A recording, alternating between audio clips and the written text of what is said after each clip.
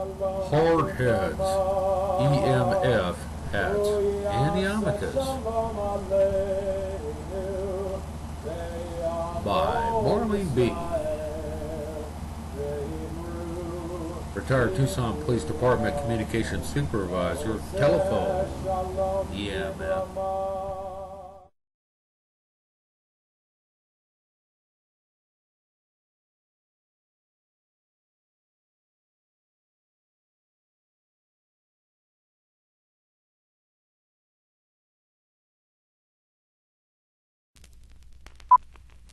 I think if somebody who wants to do it, there is the potential. If somebody who wants to do it, there is the potential. Of course you could, as I say, if you have a high enough power system, you can have a group of people subjected to the same type of phenomenon. Do you believe that technology exists wherein speech can be encoded and transmitted via microwaves so that it can be heard inside the human skull without the use of a receiver?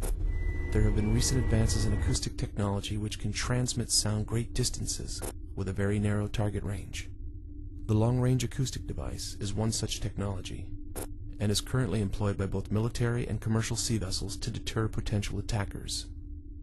In San Diego, California, Woody Norris, developer of the LRAD, describes another of his acoustic technologies known as hypersonic sound. It's kind of like radio stations, except in this case, you don't need a receiver.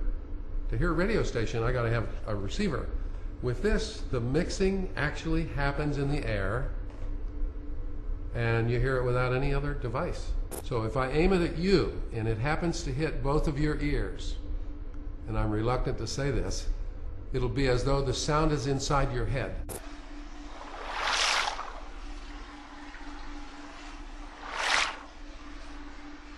This time I'll come all the way around in case you're getting a lot of echo from the room. Much of it is people pleading for help because they've been hearing voices in their head for years. And now this technology explains it. If it's my sound, turn your head, plug your ears, cover your head, sound goes away. If it doesn't, it's not me. Hypersonic sound is perceived through the external ear of the subject, and therefore cannot be classified as v2k, the military acronym for voice-to-skull technology, which relies on a scientifically documented phenomenon known as the microwave auditory effect.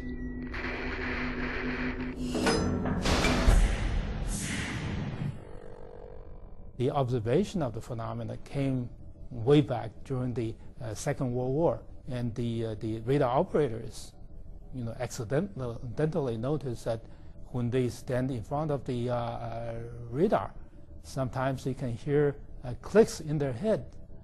Somebody by the name of Alan Fry who had talked to some of the radar operators based on their report, and he conducted a very simple laboratory experiment.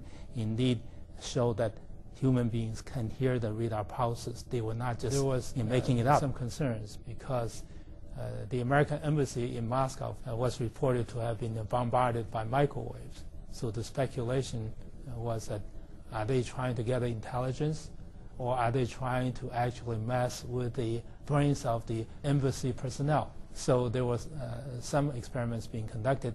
Of course, then they were involved in some other things which I'm not involved in, which are classified in Nature. Dr. Lin configured the equipment for the 1973 experiment performed at the Walter Reed Army Research Institute, wherein the experimenters successfully encoded speech and transmitted it via microwaves. The subject of the experiment, Dr. Joseph C. Sharp, was able to hear the spoken words for 1 through 10, and the results were published in the Journal of the American Psychological Association. And while Dr. Sharp verified these results during a personal interview with the filmmakers, he declined to have his voice or image recorded, stating that the technology was still too controversial. In ordinary sound perception, sound that goes into the ear canal gets amplified by the small bones in the middle ear and then gets to the inner ear where the cochlea resides, and in the cochlea is converted to electrical impulse. But fundamentally, the physical phenomena that enables it is mechanical movement of particles. So the mechanical wave transmitted by the bones of the middle ear gets converted at the inner ear into the electrical impulses. But in the case of a microwave auditory effect, the source is electromagnetic. So if you expose the biological tissue to a pulse of microwave energy, the tissue expands and induces a vibration. Instead of going through the middle ear, the microwave-induced vibration gets propagated to the inner ear directly, and at the inner ear is converted to electrical impulses again. And in this case, and the vibration in the human tissue, if the tissue is the head, for example, will fall within the auditory range of a human subject. All applicants for voluntary admission are held a minimum of 15 days for examination before they may be released.